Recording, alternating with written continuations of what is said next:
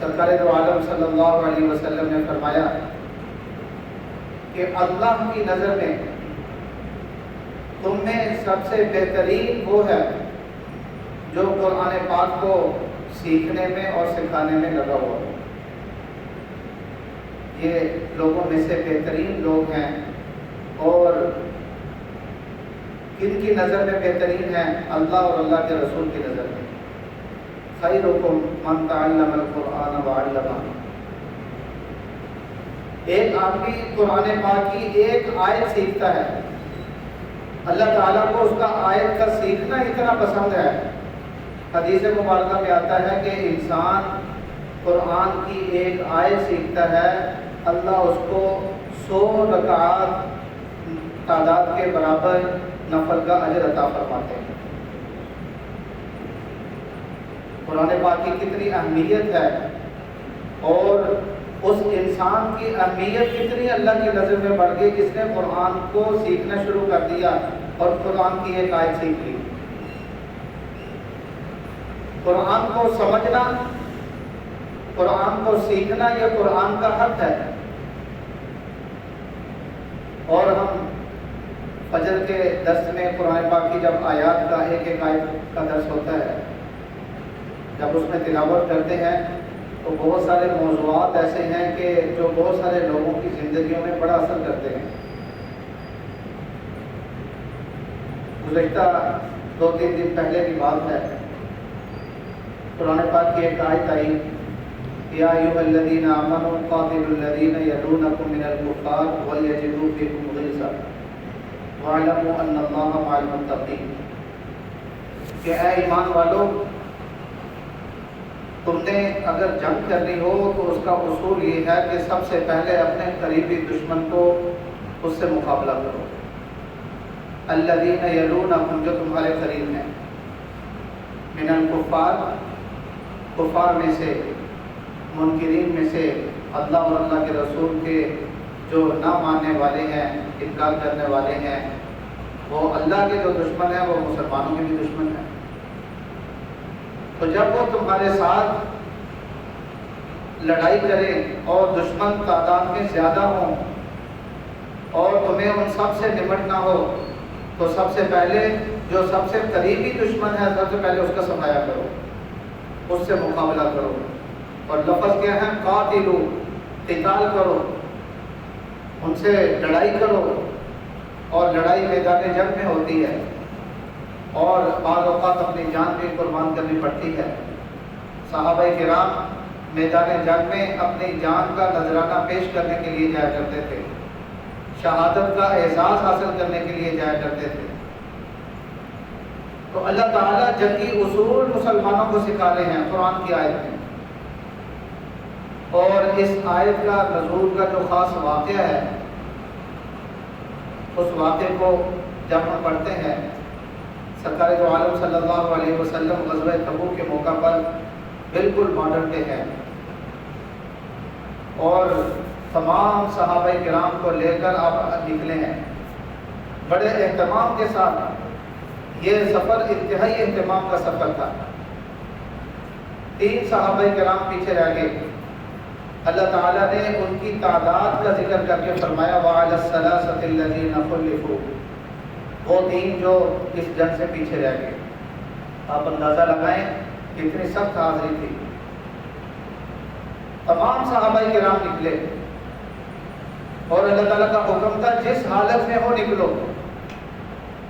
نبی کریم صلی اللہ علیہ وسلم جب غزوہ تبوک کے مقام پہ پہنچے تو پتہ چلا کہ روم کا جو لشکر ہے، جس نے فوجیں اپنی سرحد پہ لگائی ہوئی تھیں، اس کو جب پتہ چلا کہ مسلمان تبوک کے مقام تک پہنچ چکے ہیں تو وہ اپنے لشکر لے کے واپس چلا گیا۔ روم کی فوج جو ہے ان کے اوپر رعب طاری ہو گیا، اور مسلمانوں کے خوف سے ان کی فوجیں پیچھے ہٹ گئیں۔ تو سرکار دو عالم صلی اللہ علیہ وسلم تقریباً 1 ماہ تک وہاں ٹھہرے تھے۔ اب وہاں پہ 2 صورتیں تھیں۔ ایک صورت یہ تھی کہ مسلمان شام کی طرف نکل جاتے، شام میں بھی مسلمانوں کے دشمن تھے، اور مسلمان اس طرف سے بھی غیر محفوظ تھے۔ ابھی بہت بڑا لشکر تھا مسلمانوں کا، جنگ کے لیے نکلا ہوا ہے، تیاری کر کے نکلا ہے، تو موقع تھا کہ شام کی طرف حملہ آور ہوتے، لیکن ایک طرف شام کا علاقہ تھا جو تھوڑا سا نسبتاً فاصلے پہ تھا، اور دوسری طرف روم کے اور مسلمانوں کے درمیان کچھ بستیاں تھیں روم کی سرحد تک، جس کو روم اپنی حمایت میں استعمال کرتا تھا، ان کو کچھ مفادات دے کے ان کو اپنے ساتھ ملائے ہوئے تھا۔ تو قرآن کی یہ آیت آئی جس میں اللہ تعالیٰ نے رہنمائی فرمائی اس موقع کے اوپر کہ تمہیں سب سے پہلے اپنے قریبی دشمن کو لینا چاہیے۔ تو سرکار دو عالم صلی اللہ علیہ وسلم نے اس آیت کی روشنی میں جو وہ بستیاں تھیں روم کے تحت تھیں، ان کے اندر تھی، آپ علیہ الصلوۃ والسلام نے ان بستیوں کو فتح کیا، اور روم کی سرحد تک جتنا علاقہ تھا وہ سارا مسلمانوں کے زیر نگیں آ گیا۔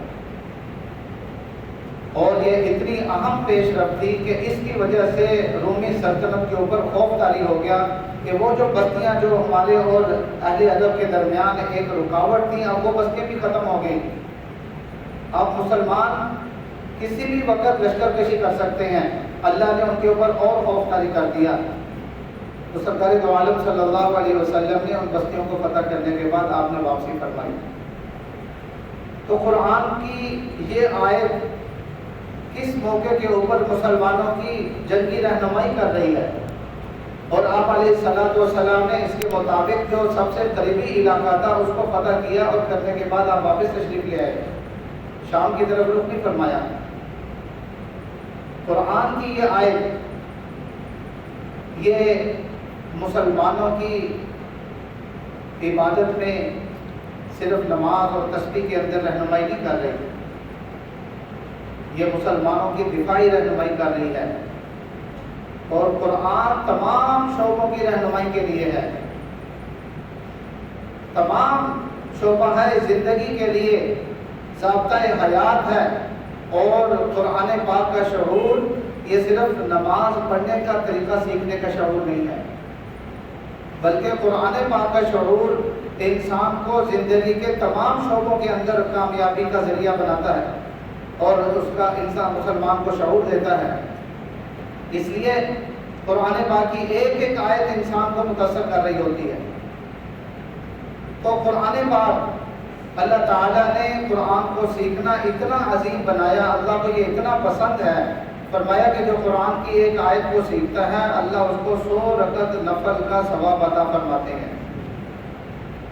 اور کتنے خوش نصیب ہیں وہ لوگ کہ جب قرآن کی وہ تلاوت کرتے ہیں تو ان کے ایمان میں اضافہ ہوتا ہے۔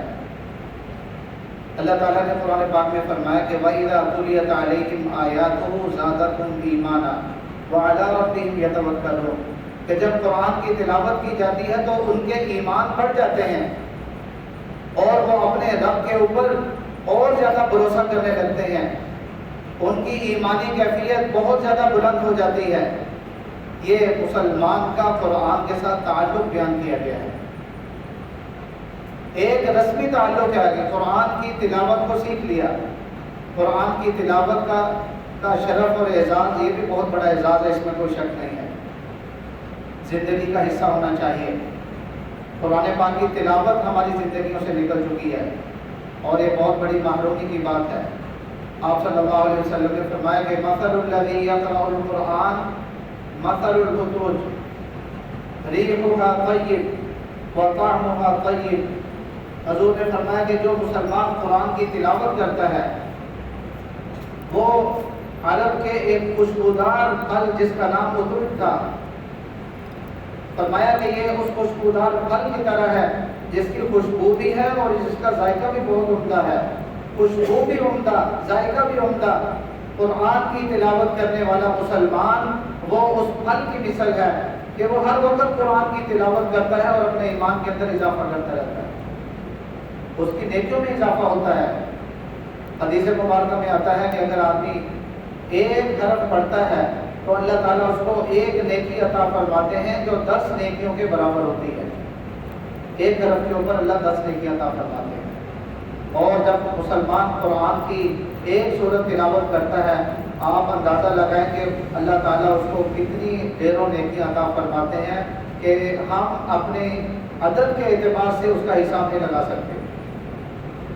قرآن کی تلاوت اللہ کے ہاں بہت عظیم ہے، اللہ کو بہت پسند ہے، اور آپ علیہ السلام نے فرمایا کہ قرآن پاک کی جو تلاوت کرنے والے ہیں، قرآن کو روزانہ پڑھنے والے لوگ، اللہ تعالیٰ قیامت کے دن قرآن پاک کو وہ اہلیت عطا فرمائیں گے کہ قرآن ان کے حق میں سفارشی ہوگا۔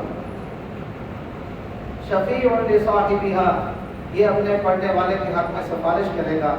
قیامت کے دن قرآن جس کے ساتھ زندگی بھر انسان کا تعلق رہا ہو، اللہ تعالیٰ قیامت کے دن قرآن کو اس کے ساتھ متعلق کر دیں گے، اور یہ اس بندے کے حق میں سفارش کرائے گا۔ اگر اس کے اوپر جہنم واجب ہو چکی ہو، اللہ قرآن کی سفارش سے اس کو جنت عطا فرما دیں گے۔ تو قرآن کی تلاوت کا یہ اعزاز ہے، اللہ تعالیٰ قاری قرآن کو بھی ضائع نہیں فرماتے۔ جو قرآن کی روزانہ تلاوت کرتا ہے، اللہ کے نزدیک وہ ایک خوشبودار انسان ہے، مسلمان ہے، اور قیامت کے دن اللہ تعالیٰ اس کو اعزاز عطا فرمائیں گے کہ قرآن اس کے حق میں سفارش کرے گا۔ لیکن اس سے بڑھ کر قرآن پاک کے حقوق میں سے ایک حق یہ ہے کہ روزانہ اس کی تلاوت کی جائے، لیکن یہ حق کافی نہیں ہے۔ قرآن پاک کا دوسرا حق یہ ہے کہ اس کا شعور حاصل کیا جائے، سمجھ حاصل کی جائے۔ قرآن پاک کے اندر جن چیزوں کو بیان کیا گیا ہے، ہمیں ان چیزوں کا شعور ہونا چاہیے کہ قرآن کی جب تلاوت کی جائے تو کم از کم اتنا مفہوم معانی کا اندازہ ہو ہمیں کہ قرآن میں کیا مضمون چل رہا ہے، کیا چیز بیان ہو رہی ہے۔ اللہ تعالیٰ نے قرآن پاک کے اندر مختلف مقامات کے اندر ایمان اور کفر، ان دونوں چیزوں کو بہت کھول کے ان کا فرق بیان کیا، اور ایک آیت میں آتا ہے کہ قرآن پاک میں کفار کو خطاب کر کے کہا گیا کہ اے نبی ان سے کہہ دیجئے کہ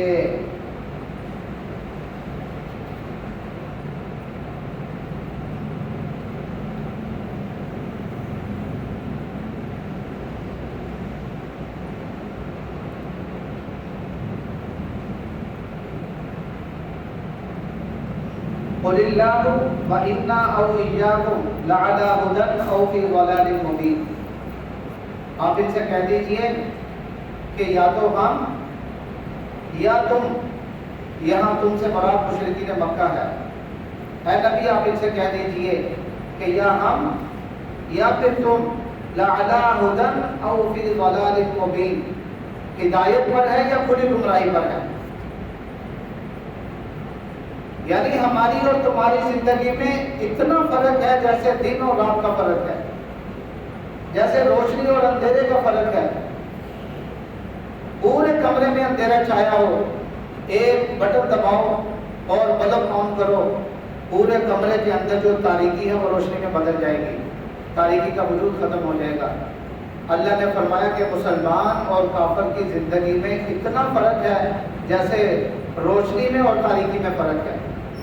ایک ہدایت کے اوپر ہے، ایک گمراہی پر ہے، ایک اللہ کی طرف سے نور پر ہے، ایک گمراہی کی تاریکیوں میں ہے، اور ان دونوں میں اللہ تعالیٰ نے فرق بیان کرتے ہوئے فرمایا کہ ان کفار مشرکین مکہ کو کہہ دیجئے انا او ایاکم، انا کہتے ہیں ہم، اور ایاکم مخاطب کے لیے ضمیر ہے، انا او ایاکم، یا پھر ہم یا تم لعلی ہدی او فی ضلال مبین، یا تو ہدایت کے اوپر ہے یا کھلی گمراہی پہ ہے۔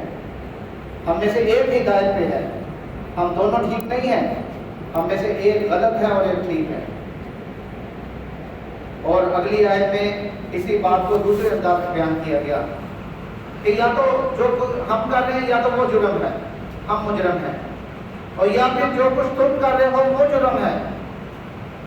اور اے نبی ان سے فرما دیجئے کہ لا تسألوا عما اجرمنا، جو ہم نے کیا اگر وہ جرم ہوا تو اس کا سوال تم سے نہیں کیا جائے گا۔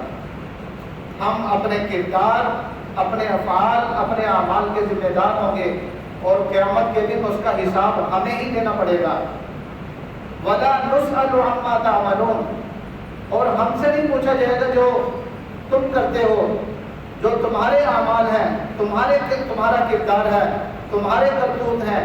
اگر وہ اچھے ہوئے اس کا بدلہ تمہیں ملے گا، اور اگر وہ جرم ہوئے اللہ کی نظر کے اندر وہ سیاہ کردار ہوا تو اس کا عذاب بھی تمہیں بھگتنا پڑے گا۔ یہ بھی قرآن پاک کی فصاحت اور بلاغت ہے کہ جرم کی نسبت اپنی طرف کر کے مخاطب، اگر کہ مجرم مخاطب ہے، گمراہی کے اوپر مخاطب ہے، مسلمان ہدایت پر ہیں، لیکن کفار کو جب خطاب کیا جا رہا ہے تو ان کے لیے تعملون کا لفظ بولا، جو تم کرتے ہو، جو اعمال تم کرتے ہو۔ اپنے لیے اجرمنا کا لفظ بولا، اگر ہم جرم کر رہے ہیں تو لا تسألوا، تم سے سوال کیا جائے گا، اور ما تعملون، جو تم کر رہے ہو اس کا ہم سے نہیں پوچھا جائے گا۔ ان کے لیے عمل کا لفظ بولا گیا اور جرم کا لفظ اس کی نسبت اپنی طرف کی گئی کہ کم از کم مخاطب جذبات میں نہ آئے، سنجیدگی کے ساتھ بات کے اوپر غور و فکر کرے کہ اگر کل قیامت کے دن میں غلط ہوا تو میرا کیا بنے گا۔